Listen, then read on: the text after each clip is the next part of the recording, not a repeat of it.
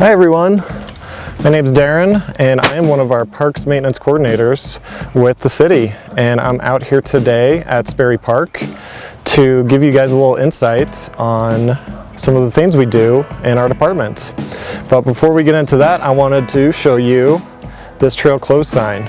You will be seeing these a lot around the city, and it's very important that you follow these and try to detour around the work zone because they are up for your safety. We're going to be talking about some pruning and the importance of pruning and some tips that you could use at your own home to prune your own trees. And we're also going to show you our park foresters up in the tree. So here we are in our work zone, and we have our two foresters up in the tree right now, and they are busy pruning it. Now this is an ash tree that they're both working on right now. And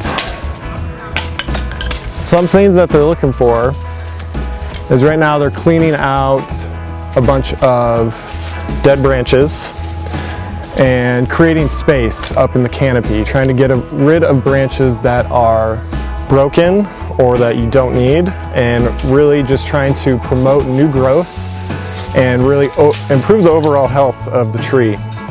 Now, our foresters are on a pruning plan of trying to get through all the parks and all the trees once every 3 years. So some things that you guys can do at home when you're pruning, obviously we don't want you trying this,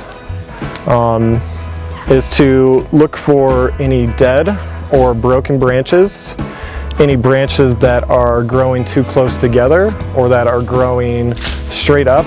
You want to look for branches that are growing out at angles. The time of the year that you prune is also important. Usually a good rule of practice is to never prune when trees are losing their leaves or when they are growing their leaves out. So springtime and fall time. That's when a tree is using most of its energy to either go into dormancy or come out of dormancy. So in the middle of winter or in the middle of the growing season are both really optimal times to do full prunes like this. The age of the tree is also something to remember. The younger the tree, the easier it is for them to heal from the wounds that you're creating. So larger trees like this one, for example, are a little bit more susceptible to heavy pruning, and it'll stress it out a little bit more. So when you're pruning it at home, the earlier you start on your younger trees, the better and more healthy tree that you'll have as it gets into maturity. So if you want to prune a tree at home,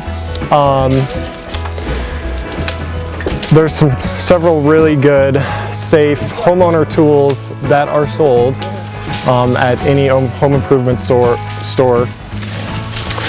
Some hand saws, pull saws, or pruners all work really well depending on what size of branch you need to remove.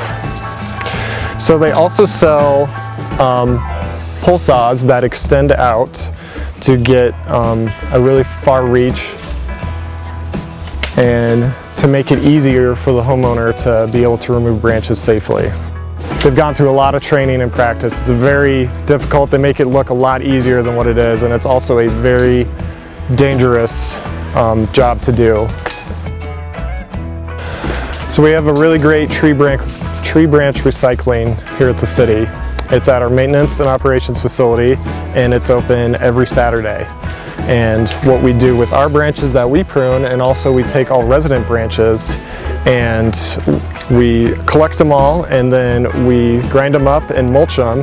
And then we use that mulch and we actually put it in our city parks, and that mulch is also free for residents.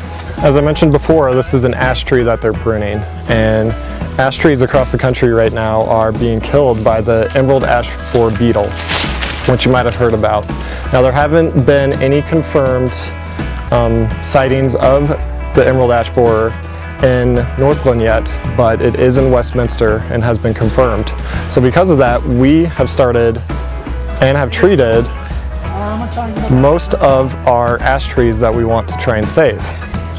Now, if you have an ash tree at your home, be aware of the fact that these trees are in danger of being invaded by the borer. So if you have an ash tree at your home that you want to save and that you think might be at risk, there are a lot of great resources online. You can call any professional and they can come out and inspect the tree for you, or you can look at the bark yourself too. And the biggest tell sign that an emerald ash borer has invaded an ash tree is they'll leave D-shaped holes in the bark. Another great service that we provide here with the city for our residents is we actually do free tree inspections. So if you have a tree that looks stressed or isn't doing so well, you can call the parks number and one of our foresters can come out and take a look at it and advise on what steps need to be taken for the tree.